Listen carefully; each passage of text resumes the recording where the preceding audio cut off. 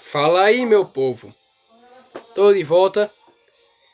E... Bom, falar sobre o assunto que presta dessa vez, né? Meu Deus. Enfim, mano. Bom, vamos continuar nosso assunto sobre as duas casas de Israel. E sem mais delongas, vamos prosseguir, tá? Bom, a gente parou quando houve a separação, né, do Reino do Norte, Reino do Sul, esse negócio aí. E eu tô falando bem rápido para economizarmos tempo, tá? Mas acho que vai dar tempo, bem de boa. Então, sem mais delongas, vamos embora. Bom, agora vamos falar sobre o tabernáculo caído de David. Como assim o tabernáculo caído de David? Vamos ver. O tabernáculo de David caiu. Davi, tá? E se ele caiu, isso quer dizer que alguma coisa ali está ocorrendo, algum problema está tendo ali entre as tribos.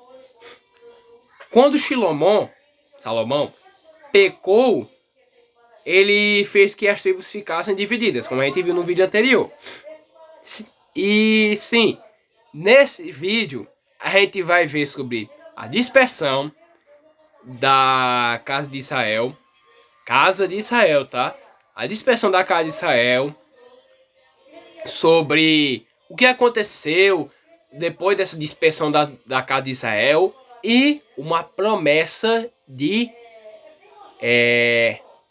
renovação, como é?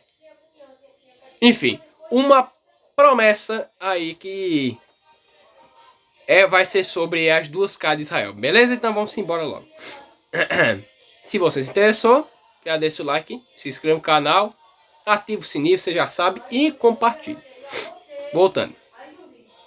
Bom, então, quando se fala do tabernáculo caído de David, quer dizer que as tribos de Israel já não estão mais reunidas. Isso está em 1 Reis, capítulo 11, versículo 29 ao 39, para quem quiser ler, tá? Quando o profeta Ahiá, deve estar outro nome aí, foi até a Yaravã, que também deve estar outro nome, que estava no Reino do Norte, na casa de Israel, ele pegou, o profeta Ahiá, pegou uma veste nova e rasgou em 12 partes. E ele disse para Ahiá, ó, pega esses dois pedaços aí, entendeu? Pois assim diz Yahweh, eu dividirei o reino de Shilomó, e darei 10 tribos a ti. Então, agora as 10 tribos seriam governadas por um outro rei que não era mais Shilomó. Aí temos a dispersão e o desaparecimento das 10 tribos da casa de Israel. No dia de Pecá, rei de Israel, da casa de Israel, veio Teglat-Pileser, rei da Síria, e tomou a Ijon, a Abel-Bet-Maacá, Hanoa, e a Quedes, e arrasou, e também a Gileade. E tudo isso aqui faz parte da terra de Naphtali, que era uma das tribos lá do Reino do Norte. E os levou para a Síria. Eles quem? As 10 tribos foram levadas para a Síria. Isso está em 2 Reis, capítulo 15, versículo 29. As duas casas sempre viviam guerreando, como irmãos, lutando dentro de uma casa, fazendo um monte de bagaceira lá. Yahweh antes cuidava de uma família, só que agora ele estava cuidando de duas, né? E as duas casas estavam fazendo abominações terríveis contra Yahweh, assim quebrando a aliança. Yahweh permitiu que a casa de Israel, o reino do norte, fosse pega pela Síria, porque está fazendo uma coisa bem terrível. Eles estavam pegando crianças, bebês, e oferecendo ao Senhor, o Senhor, a Baal, Senhor, ao Senhor, tá? A Baal, Senhor. E aí temos um reino dividido. Rapaz, até que tá poupando tempo demais, viu? Rapaz, vai dar tempo sim, gente. Temos o que? 5 minutos de vídeo só. Eu jurava que ia pegar mais aqui. Tá, vamos continuar. O reino dividido. O reino do sul, cuja capital era Jerusalém, tinha as tribos de Yahudá, Benjamim, Mauatu, e parte de Leuide. Eu acho que é Leuide. Vai que eu tinha tirado da minha cabeça, sei lá. E o reino norte, cuja capital é Shechem Efraim. E as tribos eram Reuven, Shimeon, Zevulon, Issachar, Naftali, Dan, Menashe, Gade, Asher e Levi. Pronto. O rei do norte se dividiu, se dispersou após o exílio da Síria. E sumiu. Sumiu, desapareceu, como a gente viu. Ele sumiu. Sumiu, ninguém sabe onde tá. Sumiu. Só uma partezinha que veio pro sul, mas também foi só uma parte. A maioria sumiu. E a partir daí saiu os termos casa de Israel, ou Efraim, casa de Yahudá, casa de Jacob, para facilitar o entendimento, tá? Como vimos anteriormente, Efraim teve a bênção de primogenitura no lugar de Menashe, porque Menashe era o mais velho, o primogênito, o primeiro, então era para ele ter recebido a bênção da primogenitura. Só que Israel viu que Efraim seria muito maior que Menashe. E como vimos, quem tem mais tribos é Efraim, o reino do norte. Mas Menashe não fazia parte do reino do norte? Aí que vem. Porque Menashe, ele simboliza os Yahudim, os judeus. E Efraim, o reino do norte. Então, por isso que foi Efraim que recebeu a bênção da primogenitura. E agora vem a parte interessante.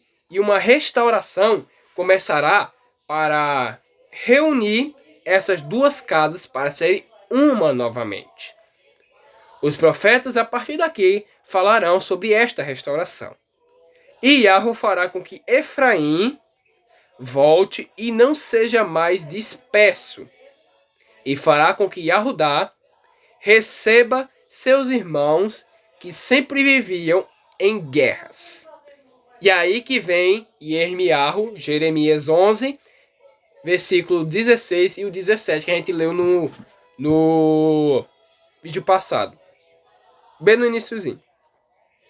Agora tem uma tal de pedra de tropeço para as duas casas de Israel. Como assim pedra de tropeço? É o que vamos ver. E ele vos será por um lugar... E ele não vos será por um lugar de refúgio. Deve ter engolido não aqui. Mas por uma pedra de tropeço. Quem vai ser uma pedra de tropeço? Nada mais, nada menos que o próprio Yahweh seria uma pedra de tropeço para as duas casas de Israel. Tá? E uma rocha... Estou viciado em nação. E uma rocha de ofensa para as duas casas de Israel. Como uma cilada e uma armadilha para os habitantes de Jerusalém. E muito entre as duas casas irão tropeçar e cair. E serão quebrantados e serão lançados e arrebatados. Então alguns ali entre a casa de Israel que pecarem contra Yahweh, Yahweh será como uma pedra de tropeço e eles cairão e serão quebrados e lançados fora. Ou seja, alguns ali na casa de Israel que pecarem contra Yahweh sofrerão com sua ira. Tá? Só para vocês entenderem. E essa pedra de tropeço zela o testemunho, a aliança, e zela a Torá entre os meus discípulos. E isso está em Eshayahu, Isaías, capítulo 8, do versículo 14 ao 16. Chegando nos profetas, vemos que Yahweh queria reunir 10 tribos, quer dizer, 10 casas, vixe, com as outras duas. Só que Yahudá também não era lá essas coisas não. Ele estava fazendo abominação contra o seu Criador. E então foi expulso da casa de Yahweh, tá? Da sua terra. Só que depois ele voltou. Arrependeu-se, viu que, né? Era melhor obedecer do que desobedecer, aí voltou, ficou lá na terra. Só que, diferente de Yahudá, as 10 tribos, a casa de Israel, nunca mais retornaram. E até hoje, até o dia de hoje mesmo, 2025, estão espalhadas. E só algumas, como eu disse lá anteriormente, voltaram para o sul, o Reino do Sul. Poucas mesmo, a maioria está até hoje por aí.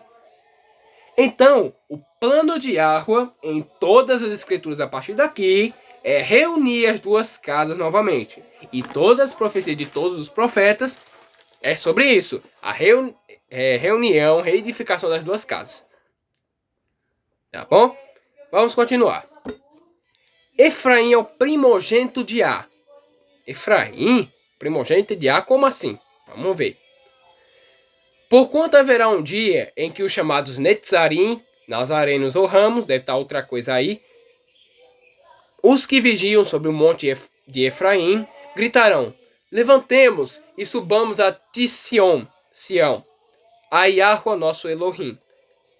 Eles virão com choro e com cânticos.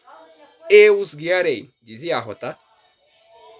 Eu farei com que caminhem junto a rios de águas, num caminho reto, em que não tropeçarão. Tá vendo que é só alguns das duas casas que tropeçariam, que sofreriam com a ira de Yahweh? Esses aqui não tropeçariam na pedra de tropeço, na rocha de zombaria, não sei o que lá. Enfim. Porque eu sou um Abba, um pai, para Israel. E Efraim é meu primogênito. Isso está em Jeremias 31, capítulo 31, o versículo 6 e o 9. Ou seja, a gente vê que Efraim é o chefe ali de todo o povo de Israel. Por isso a bênção de Jacó, tá bom? E agora qual foi o destino de Efraim, da casa de Israel, após o exílio, após ser tomado pela Síria? O que aconteceu para ir ali no exílio, nas nações? Vamos lá, vamos ver o que aconteceu com o pobre do homem. E todas essas passagens aqui que eu vou ler, tá no livro de Oséias, Oséias. E vamos lá. Efraim se misturou entre as nações. Efraim é metade de um bolo assado, não virado, deve estar pão cru aí, sei lá. Metade, tá? Duas casas, metade. Estrangeiros devoraram, a sua força, e ele não entende isso. Sim, cabelos grisalhos estão sobre ele, e ele ainda não entende. Oséias, capítulo 7, versículos 8 e 9. Então, quando Efraim se misturou com as nações, como está dizendo aqui, se misturou entre as nações, ele acabou tendo suas forças sendo tiradas pelos estrangeiros, pelo paganismo, porque ele estava perdendo as suas características israelitas e sendo mais pagão, sendo mais estrangeiro do que israelita. Efraim se juntou aos ídolos, deixe-o só. Oséias 4, capítulo 4, versículo 17. Oséias, tá? Então, como eu disse, Efraim ele se juntou ao paganismo. Estava idolatrando deuses falsos e deixou a Yahweh. É por isso que diz, deixa-o só. Já vamos ver o que esses ídolos aí vão fazer por ele. Eu conheço a Efraim. Israel não se escondeu de mim. Não se escondeu de mim. Agora, ó Efraim, tu cometeste prostituição. Israel está contaminado. Israel, a casa de Israel, tá? Está contaminado. Oséias, capítulo 5, versículo 3. Efraim será desolado no dia da restauração. Não, repreensão, perdão. Estou pensando muito longe já. Da repreensão entre as tribos de Israel.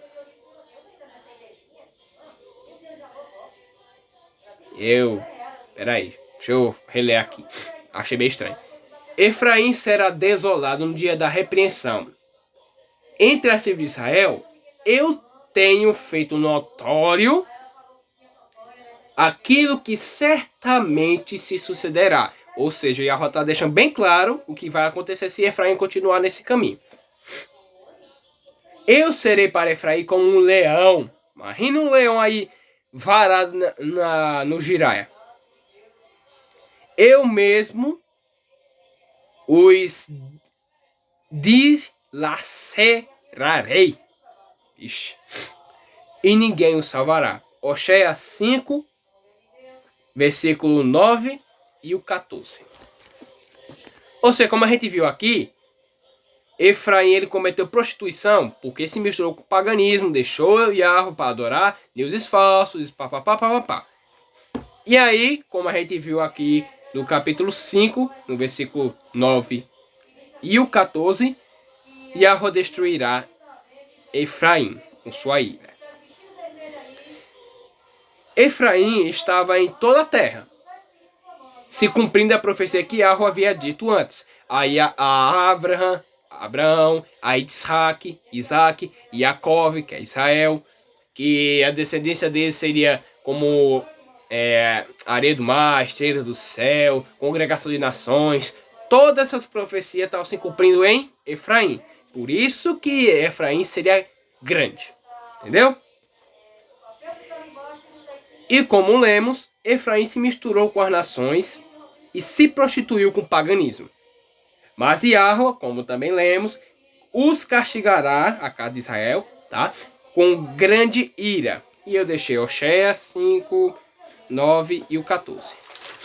E para encerrar, até que foi bem pouquinho, eu jurava que ia durar mais. Bom, e para encerrar, vamos ler Oséias 11. Quem tiver Bíblia, por favor me acompanhe. Oséias, capítulo 11, versículo 8 e 9. Como poderia eu abandoná-lo, Efraim? Como poderia entregá-lo, Israel? Como faria com você o que fiz com Admar? Como poderia fazer de você outro Zeboim? Meu coração se comove dentro de mim. Toda a minha compaixão se manifesta. Não executarei o furor da minha ira. Não voltarei para destruir Efraim. Porque eu sou poderoso e não homem. Sou Kadosh, santo, no meio de vocês. Não virei com ira. Então a gente vê que Yahweh ele teve compaixão de Efraim. Ele disse lá atrás que iria acabar com a raça de Efraim como um leão, com fome, ia deslacerá-lo, acabar com o caba, mas ele decidiu não fazer mais isso. Teve compaixão. Porque, pô, Efraim, tu é um idiota, mas tu é meu primogênito, pô. Como é que eu vou acabar com tua raça, bicho? E aí, em vez de Yahweh destruí-lo, agora Yahweh vai resgatá-lo. Reunificação nas duas casas, né? Tem que ter. Então, em vez de destruí-lo, Yahweh vai resgatá-lo com o quê? Um favor imerecido. Que negócio aí de favor imerecido? Mais pra frente, a gente vai ver. E aí ficou assim, as duas casas de Israel. Não sei se vai dar pra ver direito aqui. Pronto, ficou assim, ó. As duas casas de Israel, a casa de Yahudá é os judeus, tá? A casa de Efraim, a casa de Israel, ela se misturou entre os gentios, entre os estrangeiros, tá? E agora vamos ler Jeremias, capítulo 23. Capítulo 23. 23. Do versículo 5 ao 8. Eis que vem dias, diz Yahweh, em que levantarei de David um renovo justo. E como o rei que reinará, agirá com sabedoria e exultará o juízo e a justiça. na terra. Nos seus dias, Yahudá será salvo e Israel habitará seguro. E este será o nome pelo qual será chamado Yahweh, justiça nossa, ou Yahweh, nossa justiça. Portanto, eis que vem dia, diz Yahweh, em que nunca mais dirão, tão certo como vive Yahweh, que tirou os filhos de Israel da terra do Egito. Mas, tão certo como vive Yahweh, que tirou e trouxe a descendência da casa de Israel da terra do norte e todas as terras para onde os tinha, que Yahweh tinha dispersado, e habitarão na sua própria terra. Então, aqui a gente vê que Yahweh prometeu um rei restaurador, um renovo em forma de rei, que iria trazer Efraim do seu exílio. Mas quem é esse rei que vai reunir as duas casas? Veremos mais para frente. E também temos Amós, só não vou ler por causa do tempo. Amós, capítulo 9, para quem quiser ler, e o versículo 11, que só diz sobre o rei, que a gente viu em Erbiarro, que reerguerá o tabernáculo uma vez caído de Davi. Ou seja, ele vai reunir as duas casas novamente. Certo, Rubem? A gente entendeu que este rei que vai vir, ele vai reunir as duas casas. Mas como é que Efraim, que se misturou com as nações, como a gente viu, e que se até hoje Efraim tá misturado com as nações, como é que aquele povo todinho das nações com mais de bilhões de pessoas aí vai caber numa terrinha dessa? Isso é o assunto para o próximo vídeo. E é isso, meu povo. Se você bateu a curiosidade, já deixa seu like, já se inscreve no canal, ativa o sininho e compartilhe. E comenta aí se vocês estão gostando desse assunto. E bom, eu estudarei mais um pouquinho sobre esse assunto para trazer a terceira e última, provavelmente última, assim espero, última parte desse estudo das duas casas. Então, meu povo, é isso. Tô indo embora. Fui.